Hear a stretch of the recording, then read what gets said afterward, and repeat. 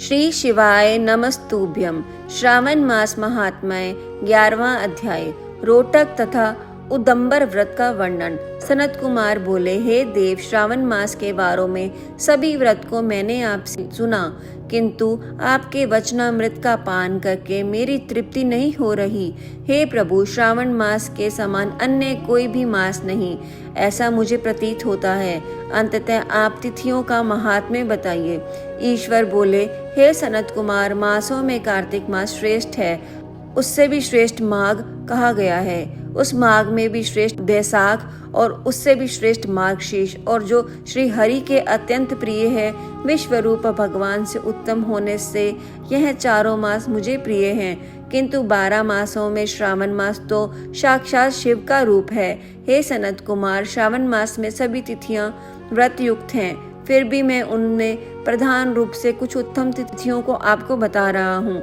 सर्वप्रथम तिथि में तथा वार में मिश्रित व्रत आपको बताता हूँ। श्रावण मास में जब प्रतिपदा तिथि में सोमवार हो तो उस महीने में 5 सोमवार पड़ते हैं। उस श्रावण मास में मनुष्य को रोटक नामक व्रत करना चाहिए।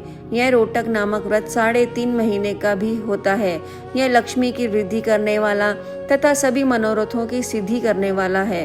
हे मुने, मैं उसका विधान बताऊंगा, आप सावधान होकर सुनिए। श्रावण मास के शुक्ल पक्ष में प्रतिपदा तिथि को जब सोमवार हो, तब विद्वान प्रातःकाल यह संकल्प करे, मैं आज्ञा से आरंभ करके रोटक व्रत करूंगा।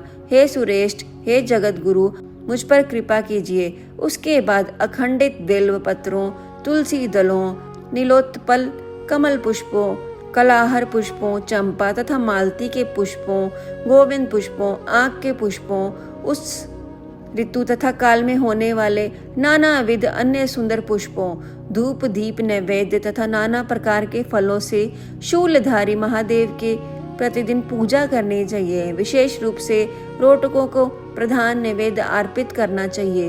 पुरुष के आहार प्रणाम के समान 5 रोटक बनाने चाहिए।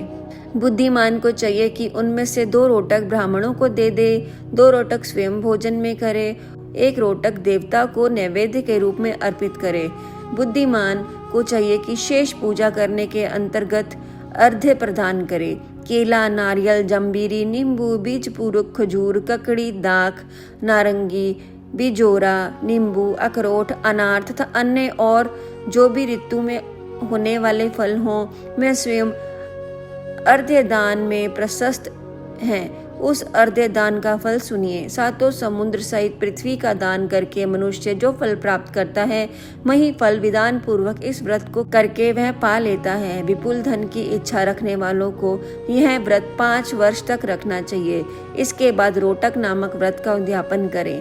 यदि उद्यापन कृत्य के लिए सोने तथा चांदी के 2 रोटक बनाएं, प्रथम दिन अधिवासन करके प्रातःकाल शिव मंत्र के द्वारा घृत तथा उत्तम बेल पत्रों से हवन करें। हे तात, इस विधि से व्रत के संपन्न किए जाने पर मनुष्य सभी वांछित फलों को प्राप्त कर लेता है। हे सनत कुमार, जब मैं द्वितीय के शुभ व्रत का वर्णन करूंगा, जिसे श्रद्धा पूर्वक करके मनुष्य लक्ष्मीवान तथा पुत्रवान हो जाता है, और धुम्बक नामक यह व्रत पाप का नाश करने वाला है। शुभ सावन का महीना आने पर द्वितीय तिथि को प्रातःकाल संकल्प करके बुद्धिमान को विधि पूर्वक व्रत करना चाहिए। इस व्रत को करने वाला स्त्री हो या पुरुष, वह सभी संपदाओं का पात्र हो जाता है।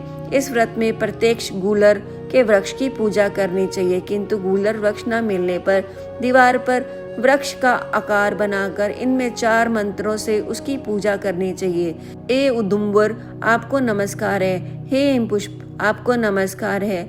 जंतु सहित फल से युक्त तथा रक्त अंड तुल्य फल वाले आपको नमस्कार है। इसके आदि देवता शिव तथा शुक्र की पूजा भी गुल्लर के वृक्ष में करनी चाहिए। इसके 33 फल लेकर 3 बराबर भागों में बांट लेना चाहिए।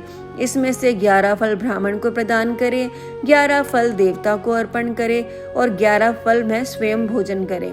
उस दिन अन्न का आहार नहीं खाना चाहिए। शिव तथा शुक्र का विधिवत पूजन करके रात में जागरण करना चाहिए।